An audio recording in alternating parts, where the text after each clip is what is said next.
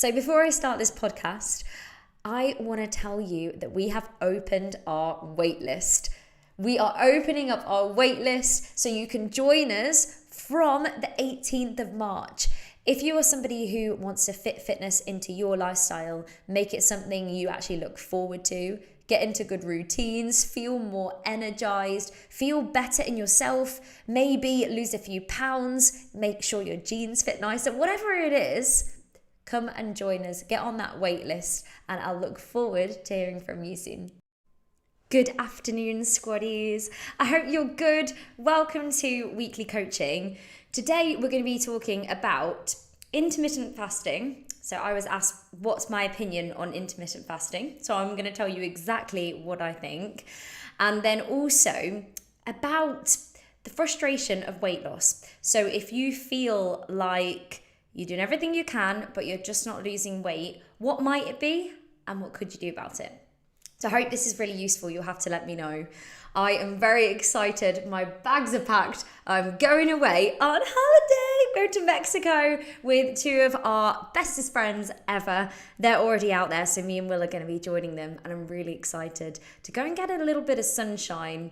I don't know if you're one of these people who I love working. I love what I do. I'm so passionate about it. But the only way to make me slow down is to get me on holiday. And even then I don't properly slow down. I'll be contactable as always. I will be checking in with you guys. So if you need me at any point, get in touch. And I'll also be running the Menopause Reboot course from there as well. So I will still be about. You'll probably just see some annoying photos of me on my Instagram stories of me in the sunshine. Speaking of sun though, it's really sunny here this afternoon. You see the sunlight streaming through. It's really nice. Just making me look whiter than I already look. See, I need a tan. I need some sunshine. Okay, I digress. Back to the podcast. So question number 1 is all about intermittent fasting. So I'm just going to go through what it is. So if you don't know what intermittent fasting is, or IF, you might see it written, the pros and then the cons and my opinion. So intermittent fasting is where you eat within a certain window, i.e. you don't eat for quite a lot of hours. So some people do this they do it in different ways. You might have heard of the 5-2 diet. So people will have 500 to 800 calories over 2 days, and then the other 5 days eat their normal diet. And the idea is to create a calorie deficit. Or it might be within a 12-hour window. So someone might eat from 7 till 7. Or it might be an 8-hour window. It really doesn't matter. It's just that window, and you have those hours where you are not eating. Now, it's currently undergoing a lot of research. So they're still doing research about it and whether it's actually beneficial for certain medical conditions, but also in terms of from a weight loss perspective. Now, firstly, it's potentially good for your gut health. Because if you think about it, if your body has a period of time where it's not eating, then it can properly fully digest the food, and all that good bacteria can enter the gut and start doing what it's meant to do. So potentially that. Also for blood sugar levels. So if that's just for type 2 diabetes, not type 1. So it is a better way of regulating your blood sugar levels if you are type 2 diabetes. In terms of weight loss, debatable. Essentially, you lose weight doing intermittent fasting if you're in a calorie deficit. So if you're expending more calories than you're taking in, then you're in a calorie deficit. So calories out are higher than calories in. How you do that is up to you. If intermittent fasting is your jam, you find you eat less calories that way, then great. Some people find that actually by having that restricted window where they're not eating or not allowed to or not meant to eat, it actually makes them overeat later. So it's that whole binge restriction thing, and you get into an awful cycle with it. So if you have a bad history with food and with diets, disordered eating, it's probably not the best thing. It's probably not advisable if you've been in that situation, or you do find that you have a really poor relationship with food. You could end up being in this horrible loop. It's also not necessarily a good idea if you're somebody who's very, very active. So I would never personally do it myself, because I know in that long time period of not eating, my blood sugar levels will dip massively. And I know that I won't be able to perform in my workouts. I'll feel lightheaded. I'll feel that awful feeling, where you don't have enough energy and all your skin goes prickly. I will feel like that. So for me, intermittent fasting is just a no-go. It just doesn't benefit me. It wouldn't benefit me. Another reason why it can lead to overeating, it's not just in terms of the mental side of things, as in the binge restrict, you restrict yourself, so then all of a sudden we go overboard. It's actually because your body produces more of the hormone, I can never pronounce this right, ghrelin. It's basically the hunger hormone. So when you open that window to eat again, quite often you find that you overdo it, you overeat. It's also not advisable if you're pregnant, and it's not advisable if you have type 1 diabetes either. So that's the kind of like the pro and the con. In terms of a weight loss strategy, like I said, it depends on is a calorie deficit. They're doing more research on this, but the latest research says it is no better than putting yourself in a calorie deficit, like a normal calorie deficit for weight loss. The best thing, personally, actually, there's two other things I want to talk about. But I think personally, the best thing you can do to lose weight is to follow like a 70-30 rule. So 70% of things that are going to really nourish your body, 30% a little bit of what you want. So you're not leaning into that all or nothing or that restricted mindset. You're allowing yourself a little bit of everything, and just being really sensible with your portion sizes. If you find that you're not losing any weight, well, reduce your portion sizes by 20%. Do that for a bit. See how you get on with that. It doesn't have to be complicated, and I don't really feel like you have to think, right, I can only eat from that time to that time. I can't have carbs after 6 o'clock or something ridiculous. Of course you can. The only thing with eating late at night, though, is if you eat a big meal just before you go to bed, you might find it harder to sleep because your body's still trying to digest it. But that aside, you can definitely have carbs after 6 p.m. So personally, I don't agree with it. For some people it works, and that's fine. You've got to do with what works for you.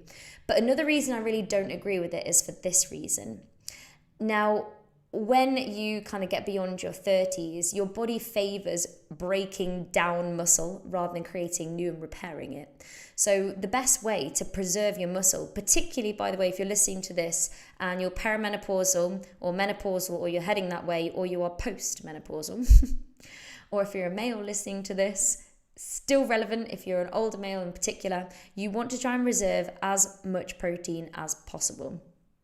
The way to do that is through challenging the muscles, as in strength workouts or working out. So, and then making sure that there's the resources there to rebuild them, as in having enough protein. Your body can only absorb so much protein at a time. Depending on the person, it's roughly around about 25 to 30 grams a sitting.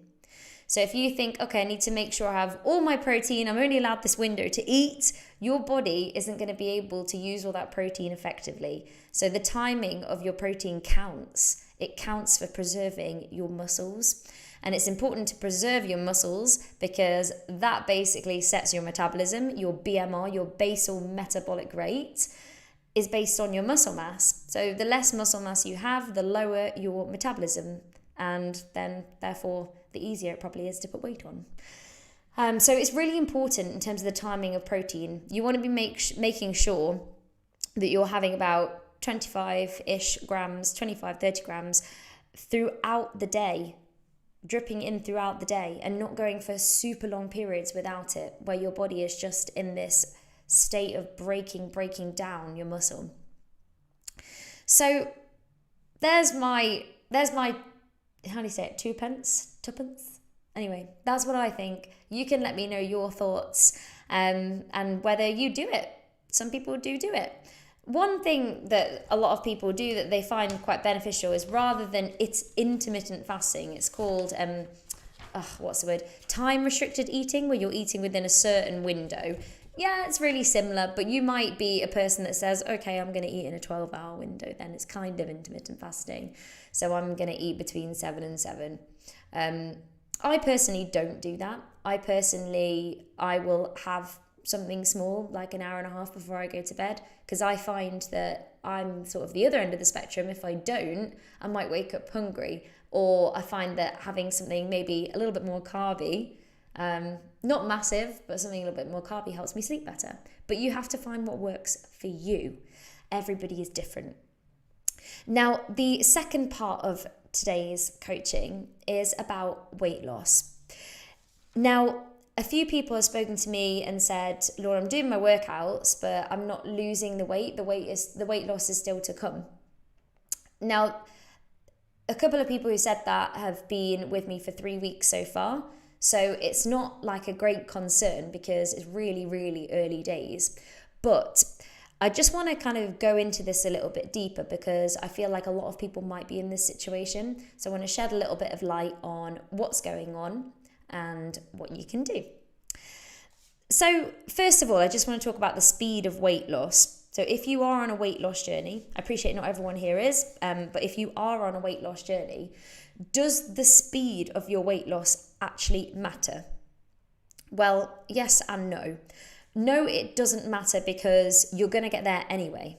It doesn't matter how fast you get there. And sometimes actually, if you go faster, it's more unsustainable. So you see these diets that are like, oh, you're going to lose half a stone in 2 weeks. I don't know. I just made that up. But you see these crazy diets, you think, oh, great. Okay, brilliant. So that means that after then, you're probably going to put that back on and more because you've not been taught the way to sustainably lose weight. So when I see things like that, it's alarm bells for me because I think, okay, that's great. You lose that then, but then how are you going to sustain that? How are you going to sustain that weight loss? And how are you going to make sure that you, in that time of doing that, you also haven't created a bad relationship with food and with your body image? So I think it's really important to go slow and steady. I think slow and steady wins the race. And I personally think a sustainable rate of fat loss is about losing 1 to 2 pounds per week. And when you first start your journey, you tend to find that there's, a big drop, and a lot of that can be water. And also because if you're a heavier person, you will burn more calories at rest. There is more of you, there's more mass. And as you get lighter and lighter, it does become a little bit trickier to lose the weight. But I think a pound a week is sustainable, or even, if you've been on a weight loss journey for a while, a pound every other week, you get into that lighter stage. As long as it's going in the right direction, does it matter? No, you're going to get there anyway. And like I said, it is. It's more sustainable to do it that way. But the only caveat to this is if it's taking so long that you're getting bored and frustrated and annoyed, as in that scale doesn't budge for a good 5 weeks, then you know that, okay, whatever I'm doing isn't quite working unless your body composition is changing. So, for example, if you didn't really do much fitness before and all of a sudden you start working out, the scale might not budge, but you might be losing fat. You might be losing fat and gaining muscle, which means you're going to look more toned and more shapely, and it's obviously much more favourable. So bear that in mind. And at the end of the day, the scale is a number, and you're not a number, and you are not defined by a number. It's ridiculous to think that. So if you get hung up on what the scale says, you need to find some way to detach yourself from it, or you need to find some other measure of progress, like how you feel, or taking progress pictures, or am I able to consistently stick to my workouts every week? Am I getting consistent good sleep? There are other measures of progress other than just a number on a scale. So if you are in that frustrated place where it is too slow and the scale is not budging, and you also don't feel like it's because of the muscle mass increase, what can you do about it? Well, what you need to do is this. There's two routes to go down, really. You can track your food, and if you're going to do that, you need to make sure you're tracking every single morsel, everything. You need to be weighing everything out, and also bear in mind that everything on a label is legally allowed to be 20% out. So, the thing that says it's 100 calories, it could be 120. It's allowed to be 20% out. So just bear in mind that it's not an accurate science. But if you like tracking, you can track your calories. Another way to do it is consistency. So you have basically the same breakfast every day, pretty much the same lunch and dinner. Maybe you just switch out the protein source. So instead of chicken breasts, you might have a piece of fish or whatever. So very, very similar meals. You can also go on a portion size guide on the nutrition area of the website, so have a little look at that. And then you might have a couple of snacks that you have that you rotate between, but keeping it really consistent so that you know if it's working or not.